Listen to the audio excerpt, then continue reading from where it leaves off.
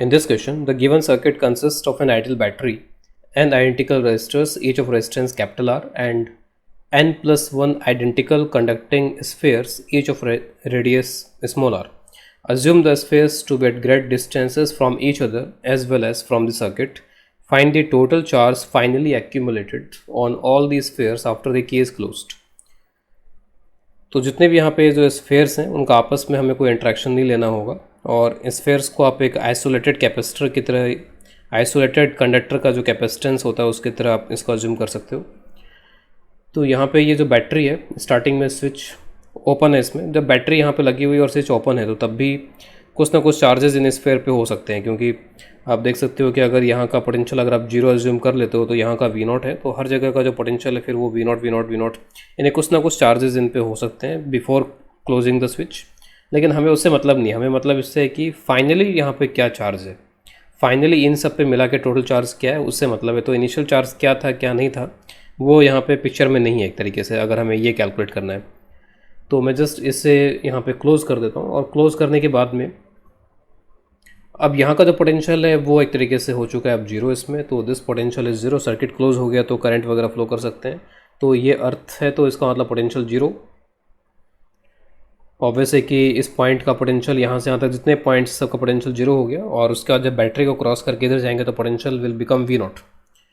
अब यहाँ पे चार्जेस का फ्लो होगा, अल्टीमेटली स्टेडी स्टेट अचीव हो जाएगी, और जब स्टेडी स्टेट अचीव हो जाएगी तो इसका मतलब है कि अब कोई भी करंट का इधर फ्लो या चार्ज का इधर फ्लो नहीं हो रहा है। यहाँ पे इन पे जो चार्जेस आने थे वो चार्जेस आ चुके होंगे, सर्किट अपने स्टेडी स्टेट में यहाँ पे आ चुका है। लेकिन करंट के फ्लो के लिए अभी भी ये पाथ अवेलेबल है, दिस पाथ इज़ अवेलेबल, तो इसके थ्रू डायरेक्ट यहाँ पर इस तरीके से करंट होता हुआ फ्लो होगा। यानी कि सारे के सारे जो रेजिस्टेंसेज हैं वो सीरीज़ में कनेक्टेड अज्यूम किए जा सकते हैं यहाँ पे फाइनली।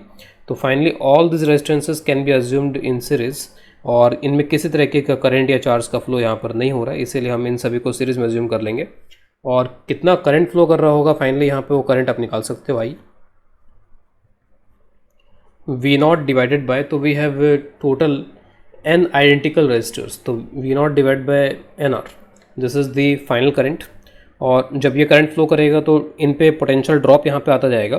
तो हमारा टारगेट बस ये है कि जैसे इस पॉइंट का पोटेंशियल निकाल लिया जाए कि इस पॉइंट का पोटेंशियल क्या होगा, और उसको यूज़ करके इसका चार्ज निकाल लिया जाए, क्योंकि इस पॉइंट का जो पोटेंशियल होगा वही इस स्फीयर का चार्ज होगा, और वही इस स्फीयर का पोटेंशियल होगा। और अगर मेरे को स्फीयर का पोटेंशियल पता है तो चार्ज पता कर सकते हैं, Q is equal to CV या V is equal to KQ/R से पता किया जा सकता है उसको।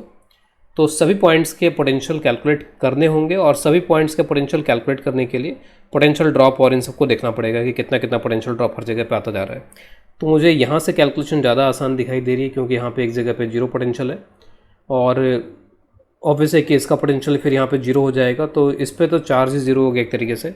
और फिर यहाँ पर क्या पोटेंशियल होगा वो देखना होगा। तो यहाँ से यहाँ पोटेंशियल में एक रेजिस्टेंस जो है उससे पोटेंशियल में कितना ड्रॉप आ रहा है, तो करंट कितना फ्लो होगा सभी में V0/NR, और R से मल्टीप्लाई करेंगे तो this will give the potential drop या potential difference on this resistance. तो ऑब्वियस है कि करंट का क्योंकि फ्लो इस डायरेक्शन में हो रहा है, तो this is at higher potential and this is at lower potential point. तो यहाँ से हमें डिफरेंस कितना है V0/N, तो अगर ये जीरो है तो इस पॉइंट का जो पोटेंशियल है वो V0/N हो जाएगा। उसके बाद में अगर यहाँ पे एक रेजिस्टेंस कनेक्टेड है तो यहाँ से यहाँ में पोटेंशियल डिफरेंस वापस से इतना ही आएगा। तो जितने भी रेजिस्टेंस है सभी पे इतना ही पोटेंशियल डिफरेंस या पोटेंशियल ड्रॉप आता जाएगा। तो जैसे जैसे आप इधर बढ़ते जाओगे तो आप इतने अमाउंट से पोटेंशियल बढ़ाते चले जाओ। तो V0/N के बाद जो अगला रेजिस्टेंस मिलेगा मुझे वहाँ पर 2V0/N, फिर अगला जो रेजिस्टेंस मिलेगा वहाँ पे 3V0/N। तो इस तरीके से ये पोटेंशियल्स मेरे को यहाँ पर मिलते चले जाएंगे इसके अंदर। तो अगर मैं लेट से इसको नाम देता हूँ, ये 1 है 2 है, इस तरीके से यहाँ पे चलते जा रहे हैं, और ये nth, ठीक है, इस तरीके 1 2, और यहाँ पे ये n+1th होगा, क्योंकि जितने रेजिस्टेंस है उससे आप देखोगे उससे एक ज़्यादा यहाँ पर ये बॉल से स्फीयर यहाँ पर होंगे इसमें।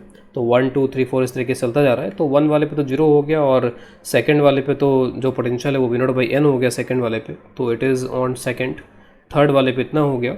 तो जो हमारा लास्ट n+1 वाला है तो उस पर जो पोटेंशियल आएगा यहाँ पे वो पोटेंशियल n V0/N इस तरीके का आ जाएगा। जो लास्ट n+1th है उस पर इस तरीके का पोटेंशियल आएगा, और एक बार पोटेंशियल अगर आ गया तो सभी पे चार्जेस आ जाएंगे। तो मैं नेट चार्ज या टोटल चार्ज यहाँ पे लिख देता हूँ, कितना होगा टोटल चार्जेस, सभी पे चार्जेस का समेशन कर देंगे। तो total charge is equal to तो इस पे चार्ज 0 था तो इसको लिखने की ज़रूरत नहीं है। इस पे चार्ज यहाँ पर कितना हो जाएगा, तो सी वी, तो सी की वैल्यू यहाँ पर 4 पाई एप्सिलॉन इनटू आर, तो सी और वी कितना है, वी नॉट बाई एन। इसके बाद जो नेक्स्ट आएगा 2 वी नॉट बाई एन, इसके बाद जो नेक्स्ट आएगा 3 V not by N, and this will go on. और इसमें जो नंबर ऑफ टर्म्स होंगे वैसे तो n+1 है, लेकिन पहला 0 तो उसको मैं छोड़ रहा हूँ, तो टोटल नंबर ऑफ टर्म्स इसमें n हो जाएंगे। और आप देख सकते हो 1 2 3 और n में n आ जाएगा यहाँ पर इसमें। तो इस तरीके के n टर्म्स यहाँ पर रहेंगे इसमें। Last term will be C n V not by N. तो इसमें जो कॉमन निकलता है कॉमन निकाल लेते हैं। तो see we not by n is common for all, और 1 + 2 + 3 n टर्म्स इस तरीके के। तो n नेचुरल नंबर्स का समेसन जो होता है यहाँ पर, फर्स्ट n नेचुरल नंबर्स, तो सिग्मा n हो जाता है यहाँ पर ये। तो see we not by n, sigma n will be n into n+1/2, this n got cancelled, और n इस c की जगह पे आप रख सकते हो 4 pi epsilon into r, V naught n+1/2, this 2 is cancelled. तो यहाँ पर ये final answer will be 2 pi epsilon naught r v naught into n+1. So this is the total charge on all these spheres.